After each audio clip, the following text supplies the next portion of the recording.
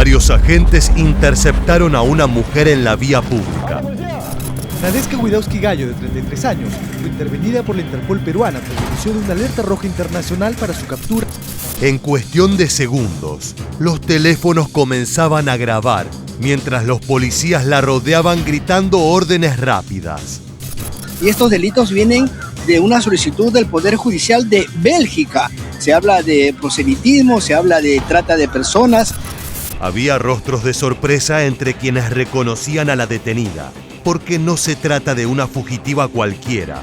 Era la modelo e influencer Nadeska Widowski, una figura ligada durante años a la farándula peruana. Pero esta vez no aparecía en titulares de espectáculos.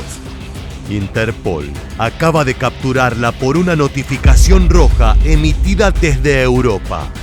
Las autoridades belgas la buscan por presuntos delitos de trata de personas con fines de explotación sexual, proxenetismo y otros delitos. Lo que le pido, doctor, es que me dé la oportunidad de yo poder defenderme desde aquí. La noticia estalló casi de inmediato. Los videos de la intervención comenzaron a circular mientras desde la Policía Nacional del Perú confirmaban que Bélgica solicitaba su extradición.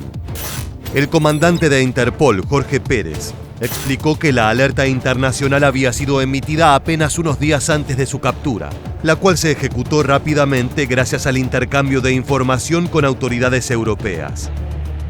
Según la requisitoria internacional, Widowski sería presuntamente integrante de una organización criminal transnacional. De pronto, una mujer acostumbrada a aparecer en programas de entretenimiento, redes sociales y escándalos mediáticos, quedaba situada en el centro de una investigación internacional por explotación sexual. La imagen resultaba demasiado extraña para ignorarla. Durante años, Nadeska Widowski construyó una figura pública asociada al espectáculo, la polémica y la exposición constante. Su nombre aparecía vinculado a romances turbulentos, conflictos mediáticos y personajes ligados al mundo nocturno limeño. En redes sociales se mostraba viajando por distintos países, compartiendo fotografías en Europa y exhibiendo una vida rodeada de lujo, cámaras y atención permanente. Nada en esa imagen parecía anticipar que terminaría siendo requerida por la justicia belga. Sin embargo, detrás de esa exposición mediática existía otro historial, uno mucho más oscuro. La captura no ocurre por casualidad. Según la policía, los agentes debieron realizar un trabajo de inteligencia para ubicarla luego de detectar que no residía en la dirección registrada oficialmente. El seguimiento terminó con su localización en Jesús María y con la ejecución inmediata de la orden internacional. Las autoridades peruanas insisten en una aclaración importante. En Perú no pesa ninguna requisitoria nacional en su contra. No existe una orden de captura emitida por la justicia peruana. El problema está fuera del país, en la ciudad belga de Brujas, donde fiscales europeos investigan una presunta red vinculada a explotación sexual y crimen organizado. Ese detalle vuelve el caso todavía más inquietante. Mientras en Perú seguía moviéndose como figura pública, en Europa su nombre ya aparecía dentro de un expediente criminal de alcance internacional.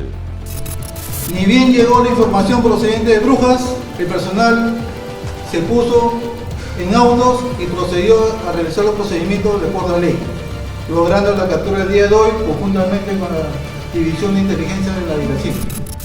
La investigación belga comienza a revelar un escenario mucho más complejo de lo que parecía al principio.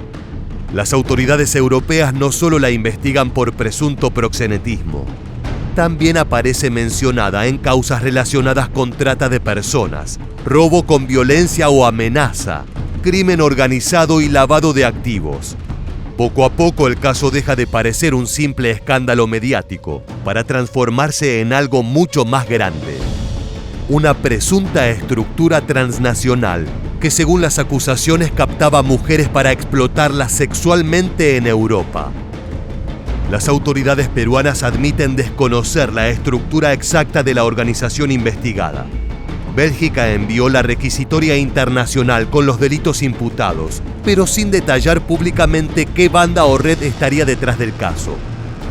Aún así, la mención a una posible organización criminal transnacional cambia por completo el peso de la historia.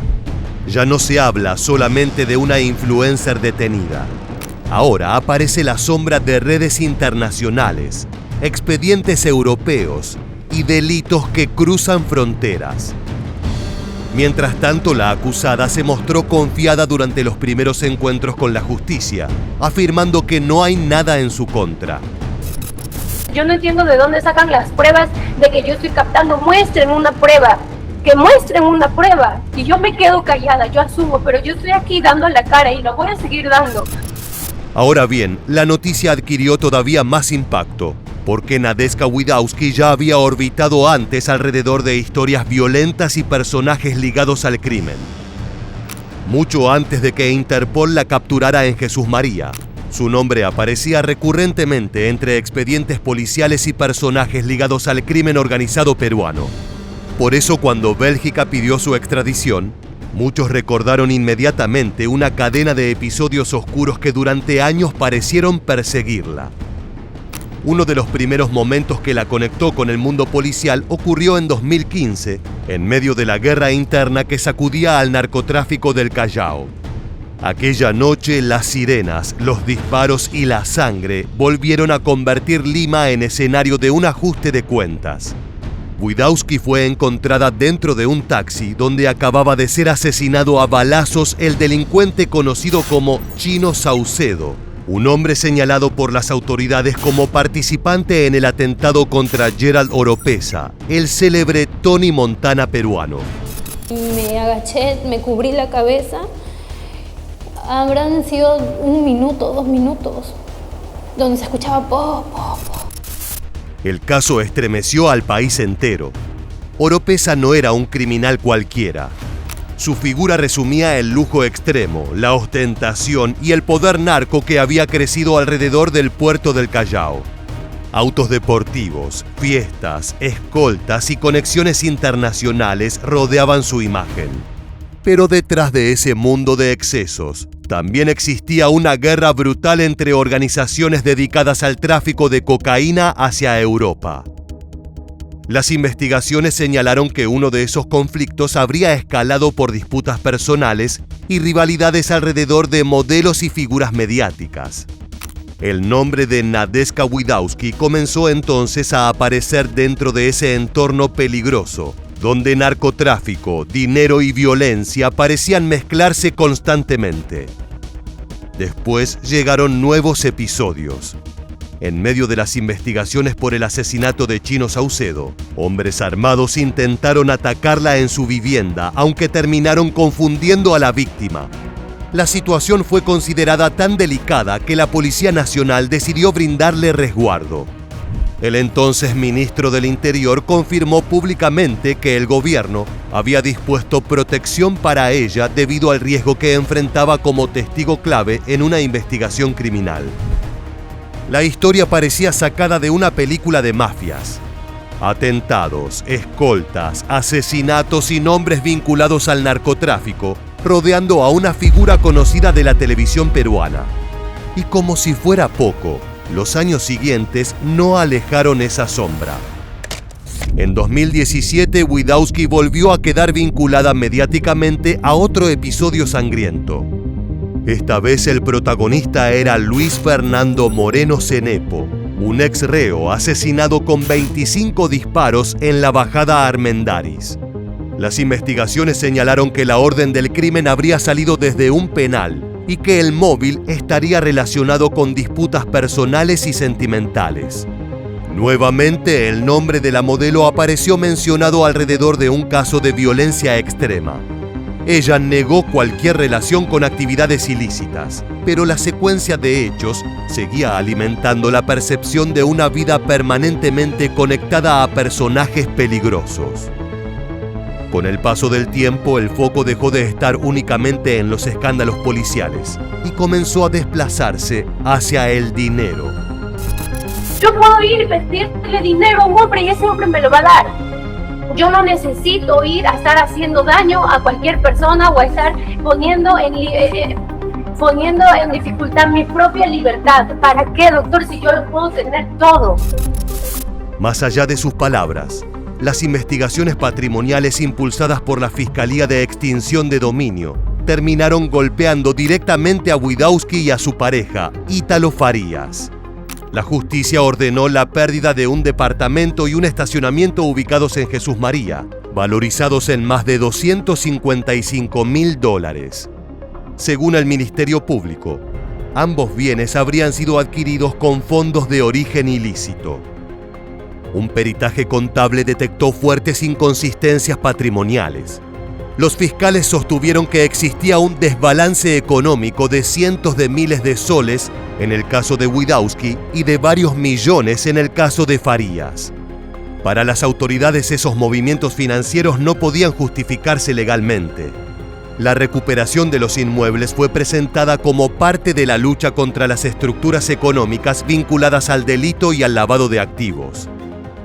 Aunque esos procesos eran independientes del expediente abierto en Bélgica, todos los antecedentes comenzaron a acumularse alrededor de su figura como piezas dispersas de una misma historia. Cada episodio parecía reforzar la sensación de que detrás de la imagen pública de influencer y personaje televisivo existía un vínculo persistente con ambientes atravesados por violencia, dinero ilícito y organizaciones criminales. Sin embargo, mientras la presión mediática crece y los titulares multiplican las acusaciones, la defensa de Witkowski intenta construir una narrativa completamente distinta. Su abogado Julio Gagó rechaza de manera frontal los cargos de proxenetismo, trata de personas y explotación sexual impulsados desde Bélgica. Después de conversar con ella tras la captura, aseguró que la modelo considera falsas todas las acusaciones y que la denuncia tendría un origen personal y familiar.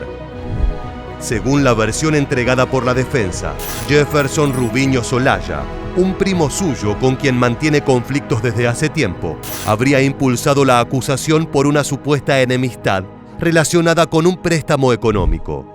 Y así lo ratificó la madre de la modelo. Jefferson, mi hija se portó bien contigo y te prestó los $6,000 para que vayas. No es lo que hizo tu mujer. Mira, Ned, lo que has hecho con Nade. Nade tiene un hijo y hay un Dios. Yo no sé por qué Jefferson Rubiños Olaya te has portado de esa manera con mi hija. ¿Por qué cree que ese tal Jefferson ha culpado a Nade? Porque no le quería pagar su dinero. No le pagó. En este marco, el abogado Gagó insiste en que no ha encontrado pruebas de violencia dentro del expediente que ha podido revisar y sostiene que su patrocinada afrontará el proceso para demostrar su inocencia. Mientras tanto, las autoridades peruanas avanzan con el procedimiento judicial solicitado por Bélgica.